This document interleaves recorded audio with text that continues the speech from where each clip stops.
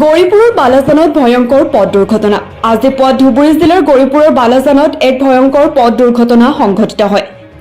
NL01A G6809 number এখন truck আজি ৰাতিপুৱা 4 বজাত গৌৰীপুৰৰ পৰা তীব্ৰ বেগে পশ্চিমবংগৰ অভিমুখে গৈ থকা অৱস্থাত বালাজানৰ এটা পুখুৰীত বাগৰি পৰে। ইতিমধ্যে বালাজান আৰক্ষী ঘটনাস্থলীত উপস্থিত হৈ ড্ৰাইভাৰজনক উদ্ধাৰ কৰি থানালৈ নিয়ে।